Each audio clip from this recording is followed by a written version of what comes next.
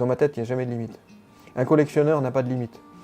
Un collectionneur, par définition, il veut une pièce, il va acheter la pièce.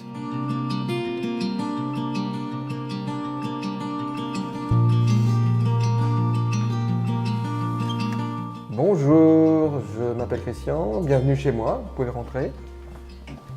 Donc, je suis responsable financier au KS du CNRS, mais dès que je ne suis plus au KS à travailler, je suis passionné par des multiples collections.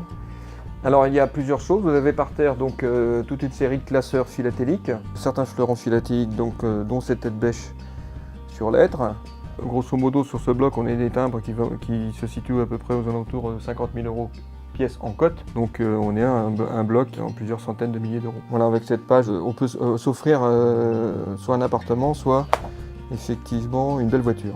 Vous avez toute une série de parties de fossiles. La pièce la plus insolite et la plus curieuse, c'est effectivement une des premières formes de vie sur Terre. Un trilobite, c'est une sorte de cafard marin de l'ère primaire. Donc là, on a des documents juridiques, principalement Louis XIV, Louis XV et Révolution.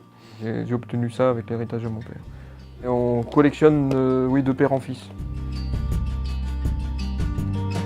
Bon, c'est un fragment d'histoire en ma possession.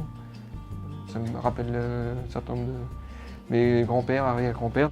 Ça me remémore comment dire, le recherche de l'époque où mon grand-père allait au Carré Marigny avant-guerre et a conservé un certain nombre de choses. Je continue. Tradition qui n'intéresse pas pour l'instant mes enfants.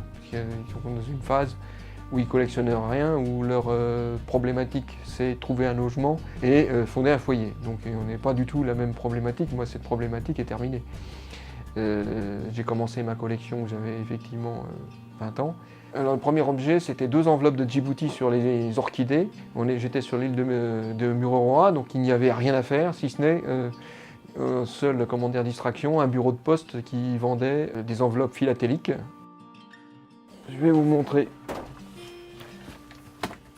comment on fait les acquisitions à partir de vente aux enchères. On ne se déplace pas, celle-ci a lieu à Lyon avec une date limite au 6 juin. Donc là, ce qui m'intéresse, c'est la période de la Savoie, juste avant le rattachement à la France. Il y a une série d'enveloppes de Piémont-Sardaigne. Alors, le principe des ventes aux enchères, donc vous avez la valeur estimée du bien, un prix de départ qui est là situé à 250 €. Là, je vais proposer à 350, 351. Aux ventes aux enchères, on ne met jamais de chiffres ronds, parce que beaucoup mettent des chiffres ronds. Donc si on veut l'enchère, on met un 1. Alors le budget minimum par mois est de 500 €. Ce budget est pulvérisé pendant les périodes d'exposition, de bourse ou de vente aux enchères qui peut atteindre 3 à 5 000 €. Je ne peux pas tout entasser ici, c'est pour ça que vous avez déjà vu des caisses jusqu'au plafond. Il y a tout ce qui est documentation qui n'est pas dans la maison mais qui sont dans un hangar et un certain nombre de lots qui sont dans la cave.